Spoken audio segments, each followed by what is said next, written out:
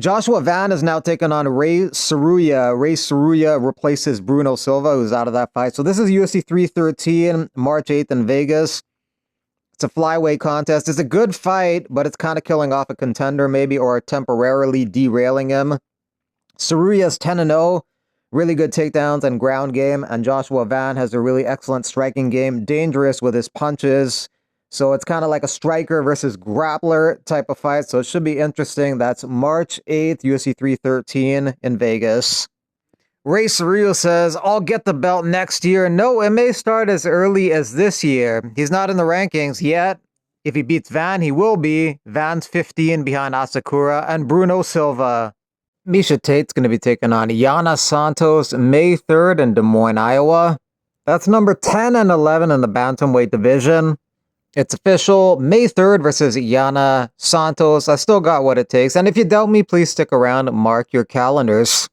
Santos is coming off a win over Chelsea Chandler. Tate is coming off a win over Julia Avila. She looked good in that fight. She just doesn't fight that often. Maybe like once a year, but she did sit out all of 2024. Besides that fight, on that May 3rd card, you have Marina Rodriguez versus Jillian Robertson, number 7 and 13 in the 115-pound division. You also have Ponzinibbio versus Rodriguez at 170.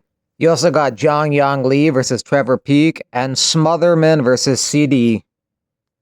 What's the game plan for him going in there tonight? Bro, this is the crazy part, is we worked a lot of grappling. I shit you not. I felt like there's Vaseline all over his legs. I swear to God, he was the most slipperiest guy I've ever seen in my life. And I felt like, I'm not trying to be that guy. They'd be like, oh, this, and this, and that. But, man, that was suspicious, bro. I'm like, all right, bro. Much more so than just normal sweat? 100%. Nobody slides like that quick. No way. Yeah. I fought a lot of good guys, Jack Shore and all those guys, and I felt when you're dry and all that stuff, there's no way. And it is what it is. You can cheat the sport, you can do whatever you want, and the end of the day is, I'm doing me, and that's what's gonna get me to the top. And a quick message to Faraz: stop putting Vaseline on your peoples, bro. Oh yeah. Stop putting Vaseline on all your athletes, bro. Fight like a fight. You don't need to cheat, bro. You're so good over here. Use it. You don't need to cheat, bro. I never felt somebody in my life that's that greasy in my life. Bro, look at the third round. And I hope you guys can put that out there in the highlight. Look at how deep that shot is, and look at how slid he just slid. Nothing.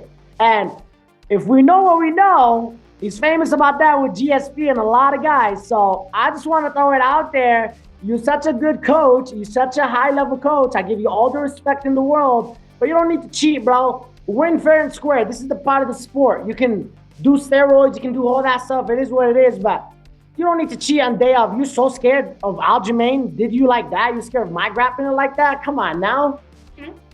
Alex Pereira says he's training for Magomed Ankalaev as if I was training for any other guy. The only thing that changes is he's left-handed, but that doesn't really make any difference. I've been training jiu-jitsu and grappling for a while now, and I'm doing really well learning. Gaethje's in the co-main event against Hooker. He says his toughest opponent was Khabib. His dream matchup is Makhachev. He thinks Makhachev is a better matchup for him than Khabib.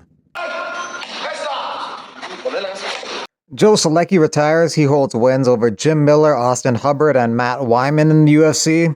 I won't be far from the sport as I look forward to being on the mats every day, both training and coaching the next generation of martial artists at Gym O. Assalamu alaikum, guys. Thank you. Inshallah, my fight after Ramadan. After 2 weeks Ramadan. After Ramadan, inshallah. Very good. Fight.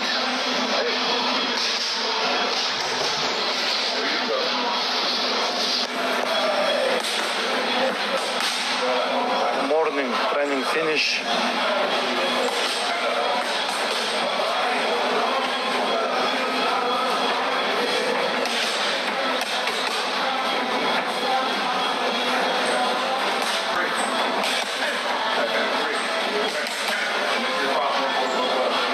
Checking in with everybody. I've been getting a lot of questions if I'm still competing this weekend and if we found a replacement or not. And it's unfortunate, you know, we won't be competing this weekend. Barboza pulled out due to an injury. I wish him a speedy recovery.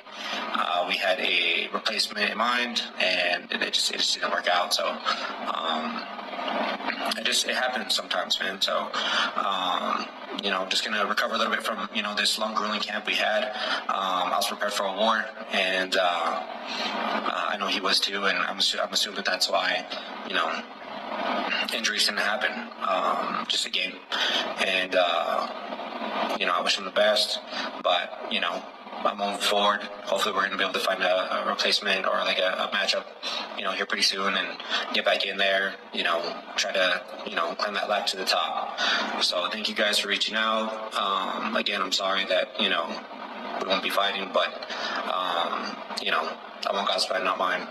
And it's gonna be so big 2025, and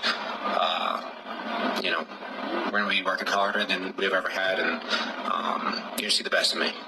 So God bless you guys. I wish you guys nothing but the best, and hopefully you guys see me sooner than later.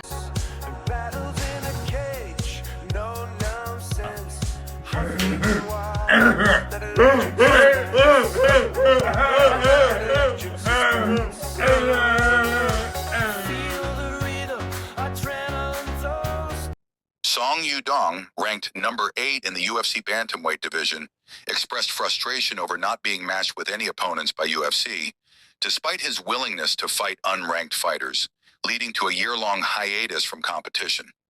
His next fight is scheduled for this Saturday against Henry Cejudo. UFC offered me to fight Henry in September last year. He got injured, and then UFC offered me to fight in Macau, and no one want me to fight there. And then UFC offered me to fight Umar. Eventually he fought Murad. I told UFC I won't fight anybody. Even unranked opponent is okay, but no, they don't give me anyone. Step into the octagon with strength and might, feeling the rhythm of the fight is tight. Adrenaline fueling every move I got. In this world of warriors, I find my spot. Life's a battle, but I stand undeterred. He's so emotionally strong. My name is China's faceless. Did he say no? This is a higher peak elevation tent. This tent mimics me fighting or just getting used to and acclimating to the elevation in which I'm going to be fighting at the end of next month, which is March 29th. So next is the higher peak machine. Right here. You just press this button on here, and then it obviously transfers the oxygen. Higher peak, check it out. It's definitely something that can be a game changer.